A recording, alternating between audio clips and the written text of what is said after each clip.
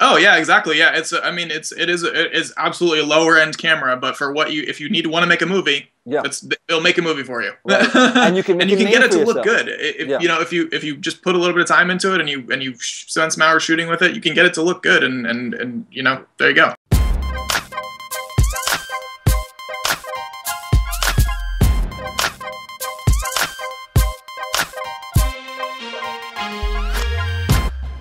What's up, everybody? Welcome to another episode of BigLeagueFilmSchool.com.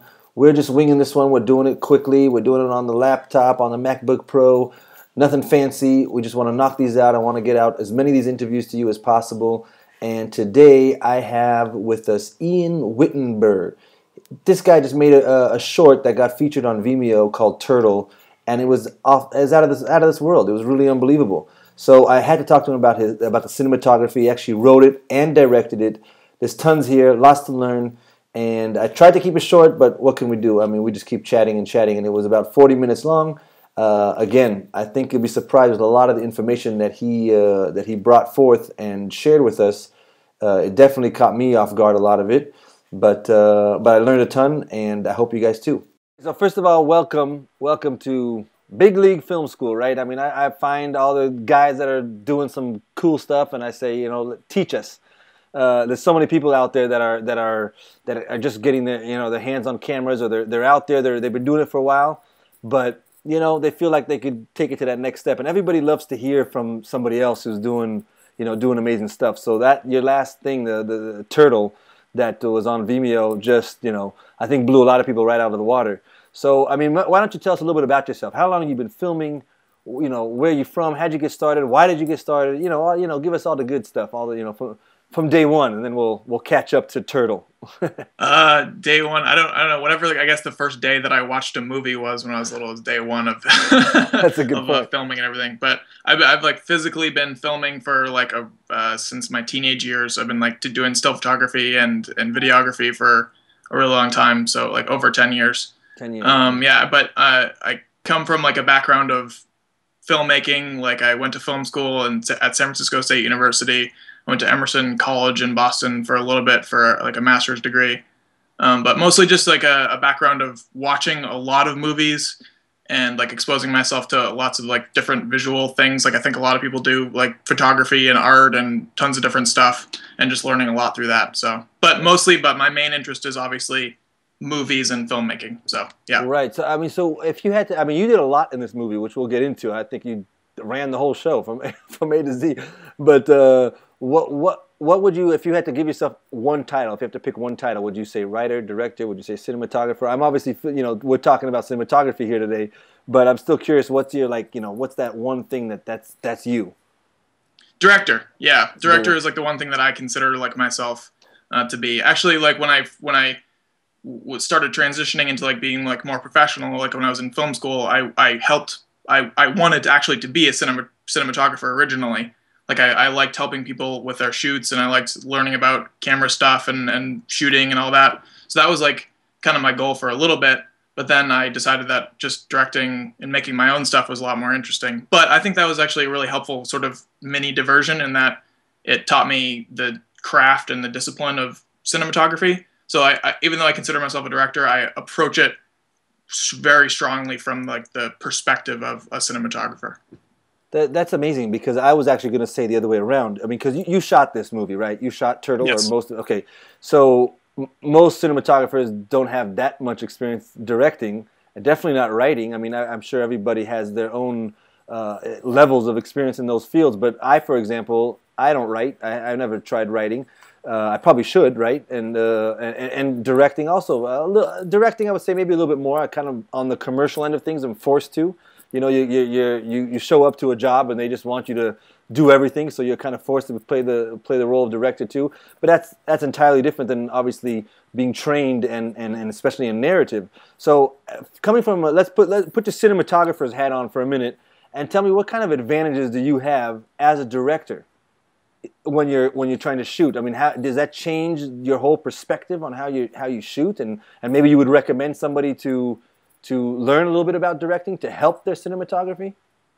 Oh yeah, I mean, for people who are out there who are cinematographers, I'd say that to like making your own projects is hugely helpful because you learn like your own style, and that forces your art and your craft to become better. If you're always like, that was the main thing, that was actually the main reason why I decided to not become a cinematographer, is that it was difficult for me to adapt constantly to other people's styles, and I felt like I had my own style that I wanted to pursue.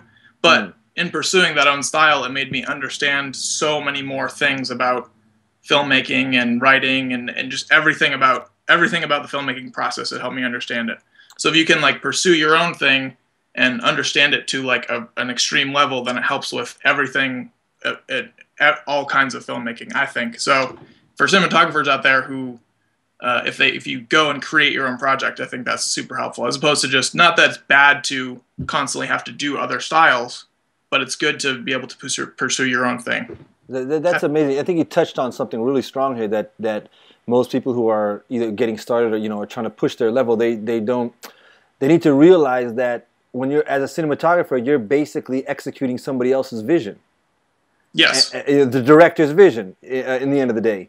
So one of the skills is you need to be really versatile as a cinematographer, because he might want a look that you necessarily don't have that much experience in, which means you need to really have a lot of tools to execute whatever their vision is. Obviously, if you got hired, if he chose you as a cinematographer, he must like your style. So there's going to be a blending there of you getting your way. But at the end of the day, you have to execute somebody else's look.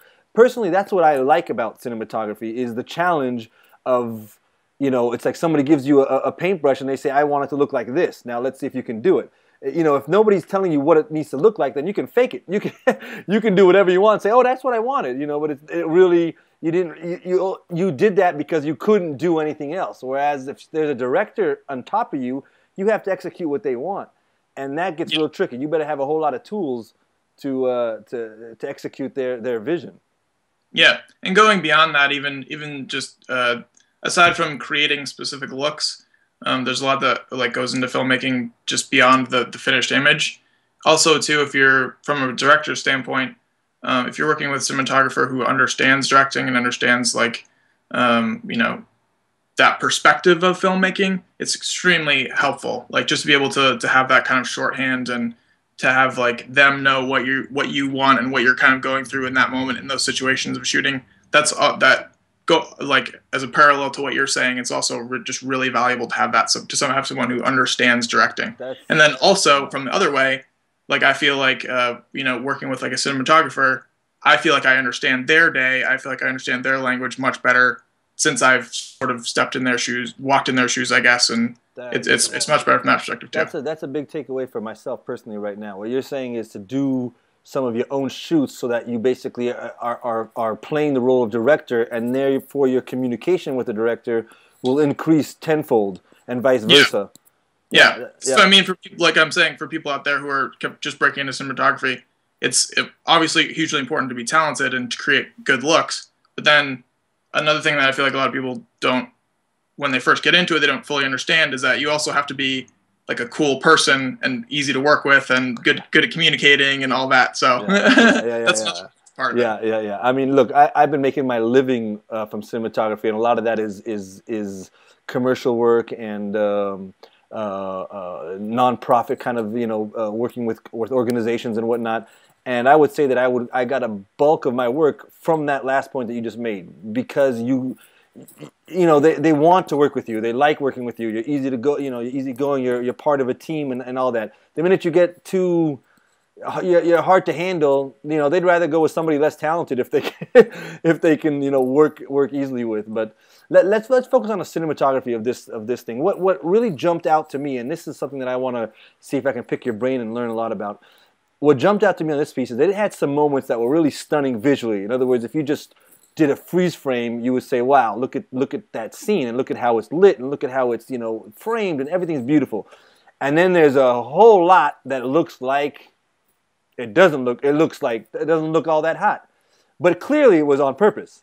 That's the beauty of it. Clearly you're the handheld and the home video style. So I want you to talk to that a little bit and how you are purposefully choosing these styles to tell your story. Because what's going on here is from a cinematography standpoint, somebody might say, "Oh, that's not as good looking as some other stuff," but obviously this your short Turtle has serious impact on people. I mean, I watched it and it really moves you emotionally, strongly, and even though the visuals half the time are not that pristine, so that just goes to show you that it's all about the storytelling, even in not so pretty cinematography. So, maybe you could teach us a little bit about how to do that, and how to, what you went through, what you were thinking when you did that.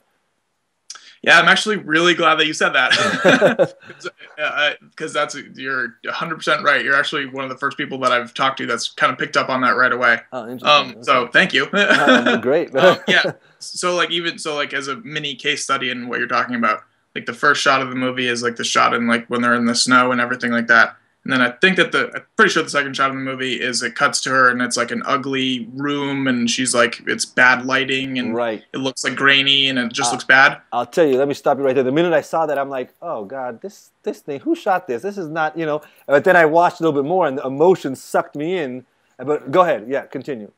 Yeah, exactly. That was 100%. Every shot, every look of everything, all that dirtiness contrasted with the prettiness. That was all 100% deliberate. I'm glad that you picked up on that. Yeah. Yeah. So that's coming from like my background of knowing a lot about stuff like art and photography and everything like that. From the beginning, I felt like I could have made the whole movie look extremely beautiful and look really clean and be shot extremely well. And then that kind of bored me in a way, because I feel like if you set up the expectation of it looking really pretty throughout the entire thing, like then that's all you expect through the whole thing. Nothing is surprising from that point on.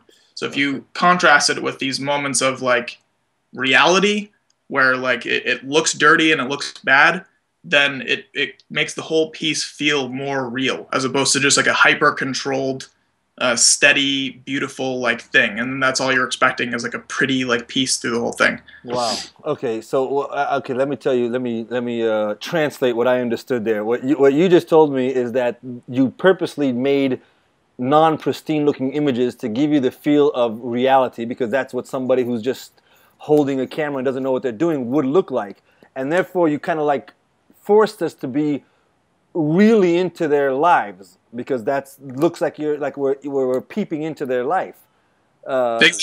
Exactly. You said it better than I said it. Yeah.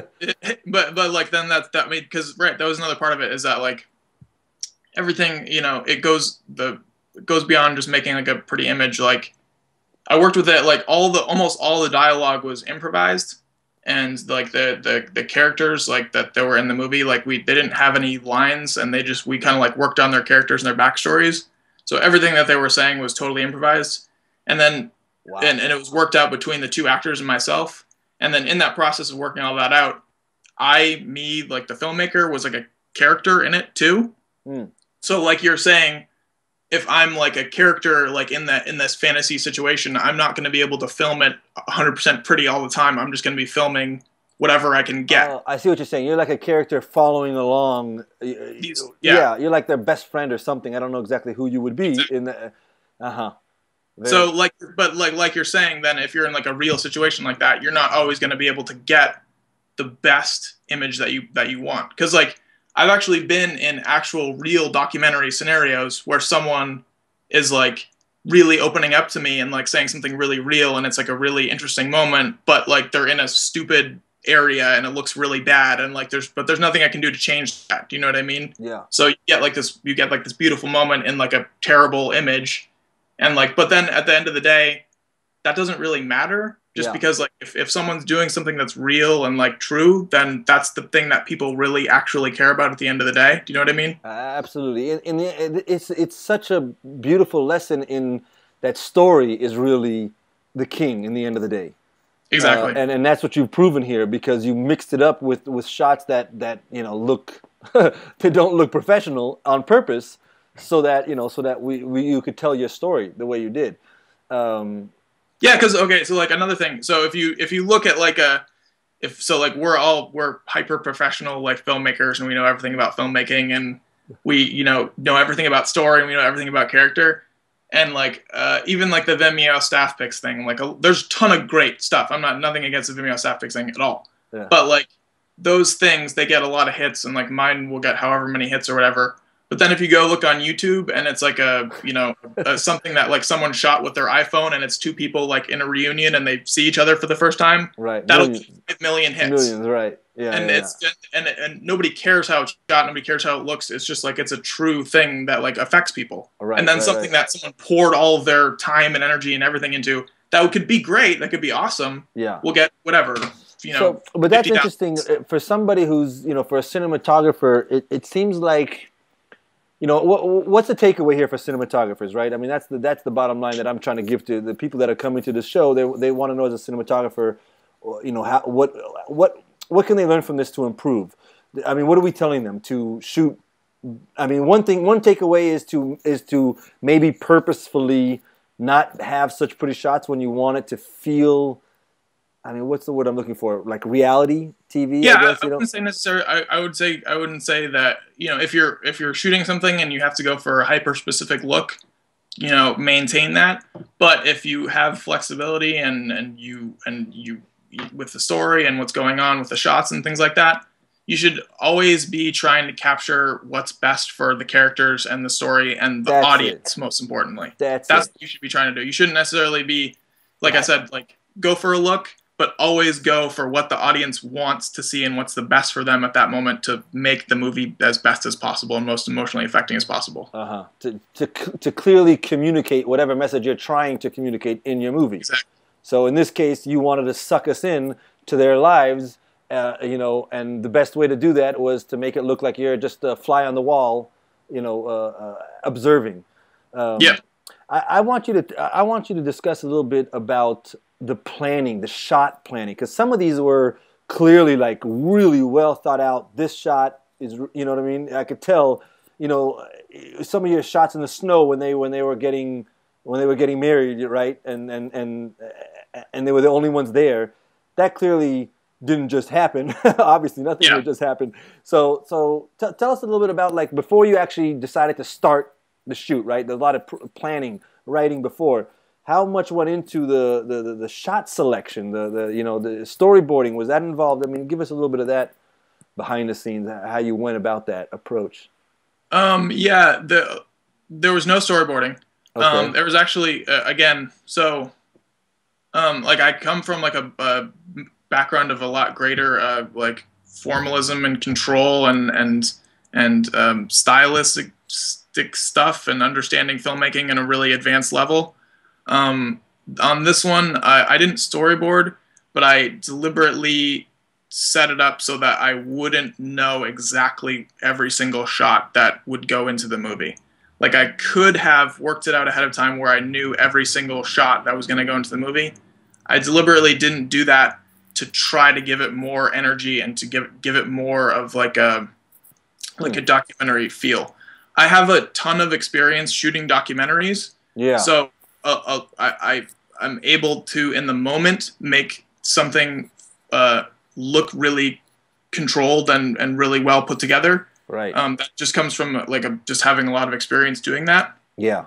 But there weren't storyboards and there weren't like tons of setup shots that I had ahead of time in my mind. So what did you have? Scenes? Just you knew scenes and locations?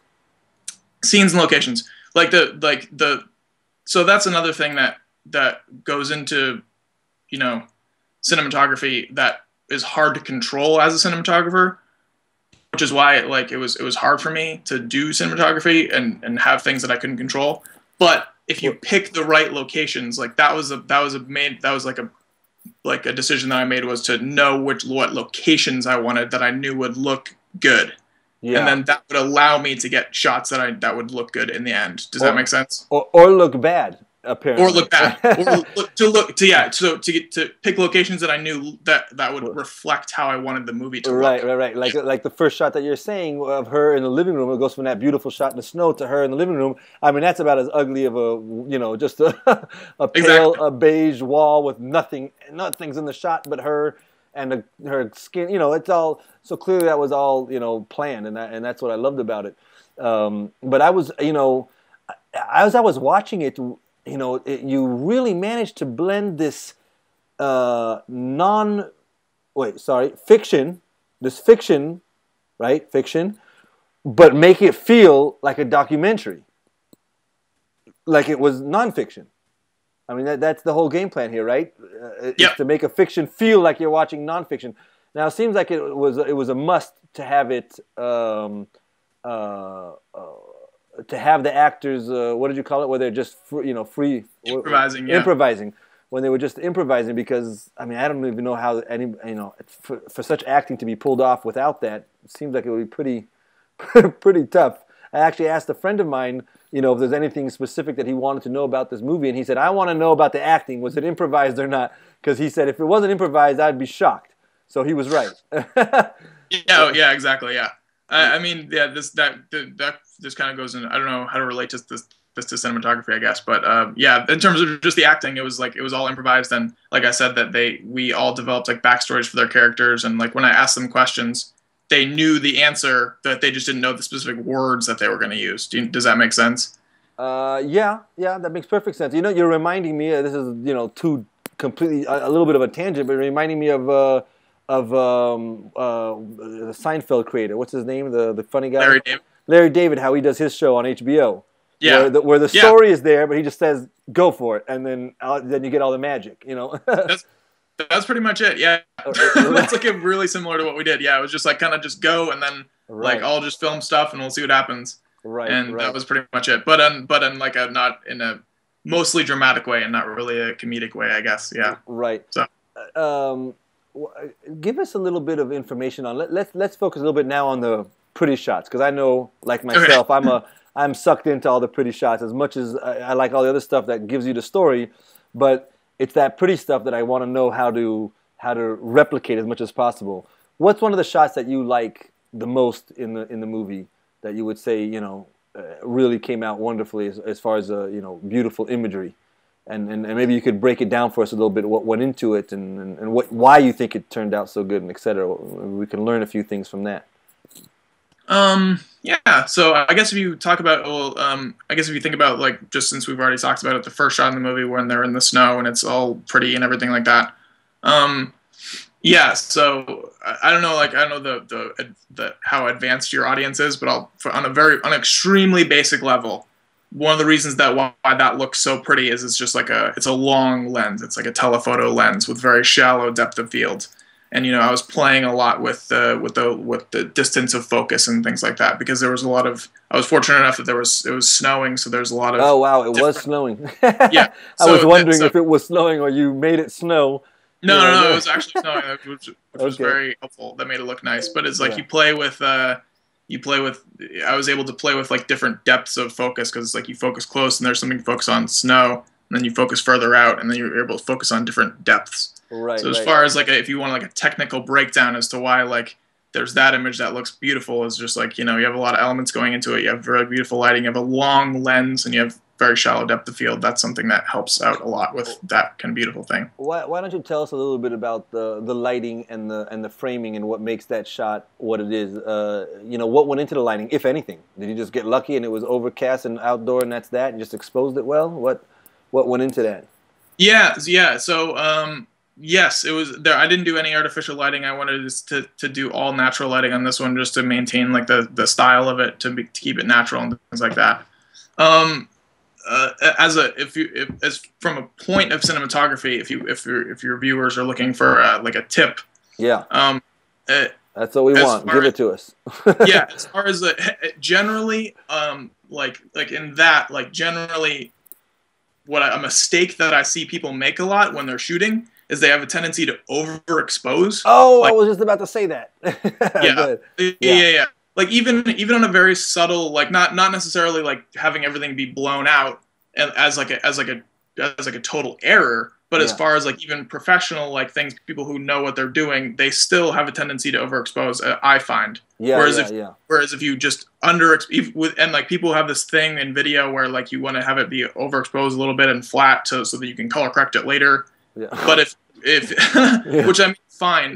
Did you shoot flat on this? I mean, we'll get into that in a minute. Did you shoot flat? What kind of camera did you use, etc.? But go ahead. But so yeah, so like so I tried to pull down everything that I shoot. I tried to just not underexpose it, but just get it right. Yeah, So yeah. get it so that there's like dark areas in the frame, and get it so that there's Zill, so contrast. here's what I think. I'm going to try to, put it into my words what you're saying about the overexposure, because I got a lot of emails not too long ago of people wanting me to kind of help them out with their filming. So we went out, we had a day where I coached them, and I must have throughout the whole day. I think that's like the takeaway that I must have had to repeat 1,000 times. I looked into the camera. I'm like, bring it down. Yes, everything is exposed nicely. That's right. Everything, they would always expose so that everything could be seen. And that's a mistake. You don't want everything to be noticed. You want just what you want to be noticed. Right. And usually I would always bring like, maybe even almost 2 stops down from whatever they chose, and you would still be sucked into the main image. And now all of a sudden your walls, you can see the textures in the walls. They're not too bright. All of a sudden the floor would be, everything would come out, and some things would be in the dark, which is great because then your attention is, has different places to go. And it seems like when you're saying overexposed, what I find is that they're trying to expose evenly everything, because if not, then they feel like it's a mistake. Like if the wall, if they can't see the wall clearly, then it's underexposed. No, who said you need to see the wall 100%? You should, maybe it needs to be underexposed so that the focus can be on something else. Exactly. Yeah. Yeah. That's something that I did that like I said is like a very extremely common, most common error for everyone who's starting. Whether you're doing cinematography or you're just taking pictures on your little Sony thing or everything is just that's the most common error. It's nice to have those different textures, different levels of exposure and texture in the shot, as opposed to everything being perfectly, perfectly lit. I'll give you an example. Even sometimes if you're doing a close-up on a face, what I was discussing was more wide shot where you see walls and backgrounds and floor and whatnot. But if you're doing like a close-up on a face or somewhat, like something right in here, and the person's at angled, you don't need everything. I mean, if you underexpose a little bit, so part of the face will be well exposed and part of the face will not be, and that's gorgeous because you know what you're looking at. It's not, you don't need everything to be perfectly even. It doesn't. There's no magic in that. Yeah, exactly. People know what a human face looks like, so you don't need to see it the same way every single time. Exactly. Right. So, okay, you gave us a couple of first, let's get into real quick some technical stuff. I know people, as much as we love how things were lit. The bottom line, everybody says, what camera was it shot on? What lens? Everybody wants to know that. So I'm no different. I'd like to know, what did you shoot this on? So it was a Canon 60D. Okay, beautiful. I'm very happy to hear that. I'm happy because I want everybody to know that what's that going for now? You could probably pick one up for $700-800, and it's one of the lower. I mean, this is it's not even a full frame. Everybody has access to it, and that's more than enough to to produce this kind of work. Oh yeah, exactly. Yeah, it is absolutely a lower end camera, but for if you want to make a movie, it'll make a movie for you. Right. And you can get it to look good. If you just put a little bit of time into it and you spend some hours shooting with it, you can get it to look good and there you go. Yeah. What kind of lenses were you using? On that one, I'm trying to remember. I think it was 17 to 55 2.8 Canon. I think that was the one that we used on that one. Oh, for the whole movie, one lens. Yeah, most of it.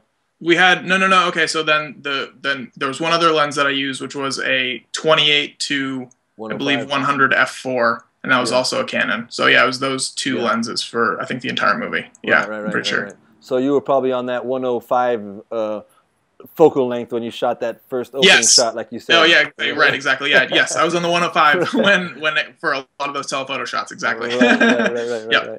Okay, so give us a couple more, at least one more really hot shot that's in there, and maybe something that required some effort from you on the lighting end of things. I think people are always like wondering, sometimes there's a really well lit shot, and it's just good to know what went into it. You know what I mean? What kind of devices you had to use? Did you have to use reflexes? Did you have to use HMIs? Did you nothing?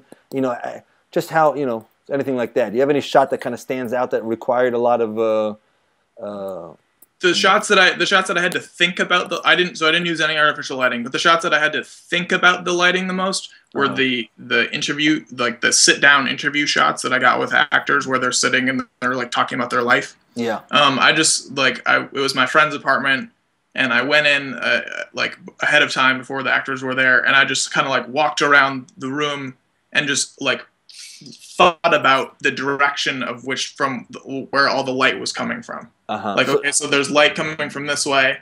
So like there's light coming from this way. So I probably want to have the actor sitting like, you know, perpendicular to this light, just so I can get like a decent cross light. But then, okay, so that might not work then, because then the person will be sitting like against a wall, and that'll look like just actually really bad. Right. So then, okay, maybe then like I stand over here, and there's a little bit of cross light here, and then a little bit of front light from here. But then there's depth in the background where when I get the shot, there'll be some sort of like out of focusness, and there'll be a little bit of backlighting. Right. So right. So it's so I didn't use any artificial lighting, but that was still like considered as like where all the angles of all lighting were coming from. That's very impressive, though. I mean, you're telling me that these sit-down interviews, you just worked the room basically. You worked the light in the room, obviously during the daytime, so that you have some light coming in from windows and whatnot.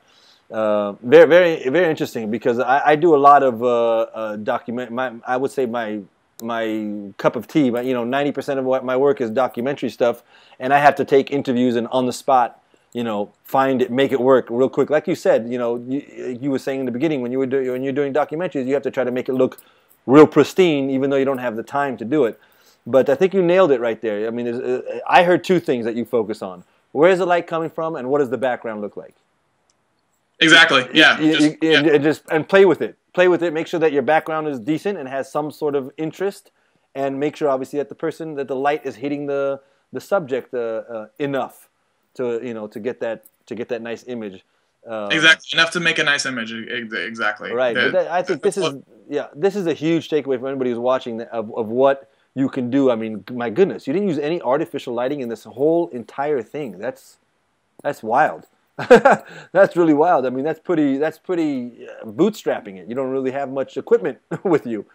Yeah. I mean, thank you. I mean, the reason why I would have done the interview anyway, but I looked at you very briefly at some of your stuff, and the article that I most responded to was you had an article about minimalist filming, and I forget exactly what you said, but the main thing that I responded to was that you said that it's just mostly important to have your camera out all the time, and just wherever you are, you just film stuff. Yeah. And not that I did that specifically on this movie, but in my past, for the past 10, 15 years, that's what I've been doing, is like I have my camera, I film stuff all the time, I get shots, I remember shots that I got that are cool. I have a lot of different experiences in which I can draw. Yeah. And that just goes into informing, those spur of the moment decisions. Right. And you know what? Even on $1 million production, I haven't been on one yet, but I'm certain that the cinematographer and the crew can feel that time pressure, I'm sure, on certain, you know what I mean? Maybe you have more experience in that than I do. So what you just referenced, my article of get the camera out and just play with it and do it a lot, that trains you to be quick and to think and to find something real fast. And you pull it out, you see something, and you look at it and like, well, how come it doesn't look good? And then you try other angles until there it is. And you learn and you train yourself to really quickly see a room, really quickly see where the light is coming from. Sometimes I remember shooting a documentary consistently for a few months, and I had some, the producers and directors, they had absolutely no on-set experience. Zero, zilch, nothing. I was the only one that had any sort of production experience. They were the writers, and make a long story short, we would walk, they would grab somebody to do an interview, and they would find a location. They say, how about right here in this room? And I'd peek in and say no. And they would start arguing with me. Well, why not? I don't need that long to know. It takes me 5 seconds to evaluate a room and say, there's nothing here for me to work with. Next. Let's move on. If I had no choice, then I'd make it, I'd do what I could with that room. But, that came from training, like you said, training your eye and training yourself to hold the camera. Yeah, and even for people, I don't know exactly who looks at your website, but like for people out there who are very extreme beginners and maybe looking at this video, but then also you don't. It's like when you're on set and you have people looking at you and you need to make a decision, like that you get in that situation and it can be scary. But like Yeah. when you're a beginner, it's not like you always need to have had that on set huge thing experience. Right. So long as you have that background of doing it on your own and you have Right. like all those hours that you put in like a quote amateur situation, Right. that's where that I feel like has been most valuable. Yeah. Like if you need that base of amateur, like doing it on your own, figuring it out all on your own type of thing in order to support the big budget thing. That's so true. It's so true. Yeah, like yeah. that's something that like in film school that like I feel like a lot of film schools fail at, is that they try to convince you that if you don't have the on-set thing, that you always need to be on the big budget thing with a million lights and a million cameras and a million people like that will do whatever you want. They try. It's like they need you. They make you think that you need to have that, but you Right. don't. If you have your own experience, then that feeds into Right. the big stuff. Right. Okay, last couple of questions. Something that's been that intrigued me that I forgot to ask you. How long did it take to make this? How long did it take to plan it? So pre-production, production, post-production. How long did it each take? And how big of your crew? I like to know this all the time on everybody that I talk about their pieces. I want to know how much was it. Did you need 10 people to make this? 20? 1? What? I'm talking about non-actors, right? The crew as far as the production is concerned. Yeah. So pre-production. Well, I'll start with your first question. Pre-production. That was like a few months, but only because it took a while to. The longest part about that was working with the actors and getting them to understand their characters. And so that was like a lot of different meetings with them on getting them to work on their characters so that they felt comfortable with the characters, basically, because they're actors and it takes a while to talk through things and things like that. Production was 3 days. And wow. Yeah. That's quick. That's quick. Yeah. I mean, for that piece, I think it's quick. Yeah. Yeah, it was. We had like a lot of shots to get in 3 days in a bunch of different locations. So it was a lot of driving around Los Angeles just with. And so then to answer your question, the crew was me. The crew was you. I knew it. I mean, throughout the conversation, I realized that that's what it was. I mean, no lights. I mean, you and what did you have on you? Your backpack with your lenses and what a tripod and a monopod. Maybe not even a monopod. A lot of it was handheld. Yeah, I rarely use monopod. It was just a tripod when I was doing the interview shots, and then everything else in the movie was handheld, and then just some sound stuff and a couple cameras and a couple lenses, like you just said, and that was it. Right. So all those people who talk too much about the tech stuff, about as far as the moire on the camera and the rolling shutter and all this, they go on and on about all this tech stuff. I know. I mean, there's what to talk about there. But here you are shooting a movie. I would say this is probably 90% handheld. I mean, there's not that much of maybe even more. And there's nothing, I don't think anybody's screaming about rolling shutter or any, any of that kind of nonsense. Yeah, then that's another thing is that like I'll speak to the beginner people who may be watching. There's so many technical details that you can get caught up in with cameras and filming and everything like that, like rolling shutter and moire and all this stuff that you read on websites that's totally. It's good to know what that stuff is, right? But that has nothing to do with how good your shots are or how cool it looks or making a good movie, basically. Yeah. So for everyone out there, yeah, just know what that stuff is, but don't get caught up in it and feel like it's actually important. That's. I think you said it perfect. I got nothing to add. That was exactly right. Dead on. I couldn't agree with you more. Yeah. Okay. Awesome. I think we covered a lot. I'm sure we could keep on going, but we'll end it here. And I'll tell you what, Ian. You said you have something else coming up, right? You got another film that you're working on right now. Why don't you tell us real quickly what that is? It's 100% different than Turtle. Okay. The story is a little hard to summarize, but from a cinematography perspective, I'll summarize it as being all the stuff that we just talked about. Totally opposite. So crew, lights, pristine, images, that kind of stuff. Pristine images and making every shot look really 100% dead on. Okay, so you got to promise me and my viewers you're gonna have somebody taking some behind the scenes still, so we can see the setups and see the lights, and we'll have you on again because that stuff is tough. That stuff is really, I think one of the ways that I learned is just simply seeing a behind the scenes shot. I'm like, oh. So that's how he made that light, and just from one still, I was able to learn so much and go and practice that stuff on my own. So, do we have your word on that? Got my word on it. All right, great. Take a few of those, and we'll have you on. When do you think it'll be done? When do you think there's like a bunch of, there'll be more complicated post production, but hopefully be done by like October or November. So okay, all right, we're patient. Yep. We're patient. Who knows? Maybe you'll give us some tidbits along the way. Give you guys a little promote it before it even comes out. Absolutely, whatever you want to do. All right, That'd be great. Thank you so much, and I'm sure everybody got I got a lot out of that. I really did, and we'll have you on soon again. Thanks so much. Great, thanks so much. Thank you. Take it easy.